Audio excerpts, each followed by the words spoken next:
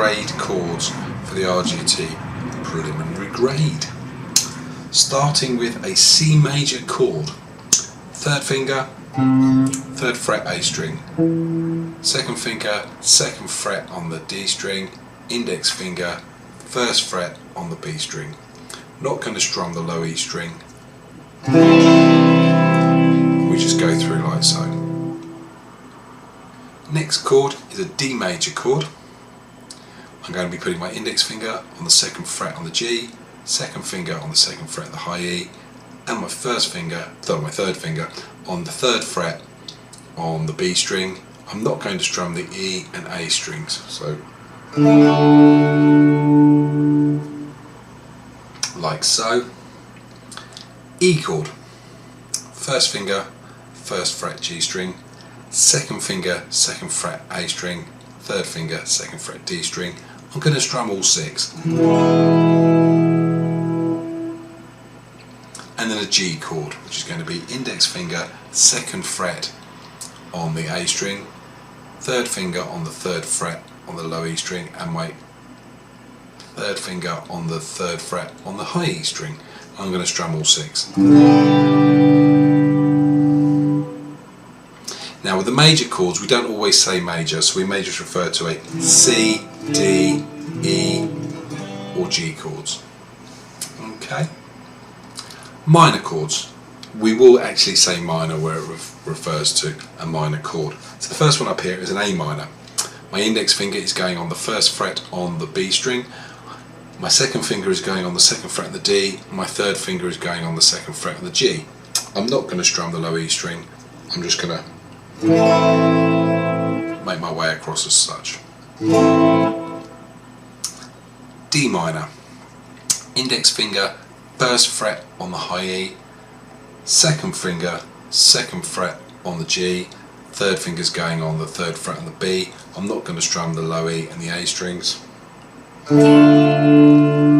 D minor. And E minor, I'm going to put my second finger and my third finger on the second frets on the A and D strings. I'm going to strum all 6 strings. That gives me an E minor.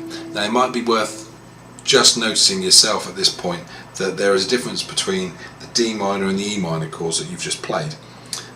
Between the D chord and the E chord, the D minor and the E minor chords. So by that I mean, if you play a D chord, hopefully you remember what that one was, looks like a little triangle, and then play the D minor,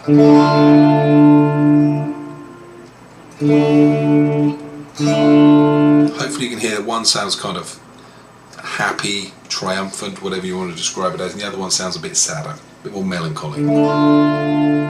And it's important to recognise those two sounds, so just start getting your ear used to it. And the same goes with the E and the E minor. We've got 3 more chords to go at this particular level, and they are an A7, where I'm going to play my index finger on the second fret of the D string, and I'm going to place my third finger on the second fret of the B string. I'm not going to strum the low E string, I'm just going to strum my way across like so. Next chord is a B7.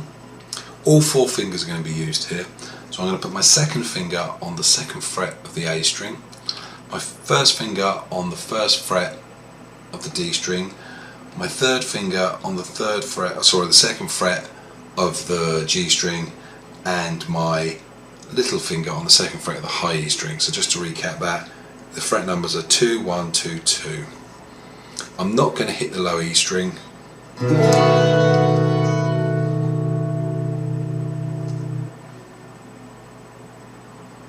And last but by no means least, an E7. Now we played an E before, so if you can remember how to do that, all you have to do now is just lift off your third finger and that'll give you your E7. Now as a practice thing, what you can do here is you can just get used to moving between certain ones of these chords. So you can play C to D, C to D, E to G,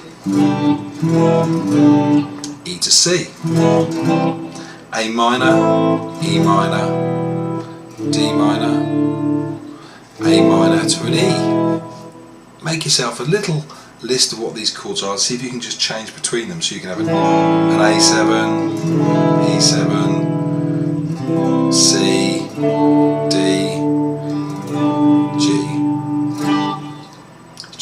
practice going between each of these chords and getting used to A, memorising what they are, and secondly being able to change one to another, because this is what will happen in the rhythm sections and the performance parts of the grade. So you will need to have these chords so you can change between them, as well as just remember how to play them.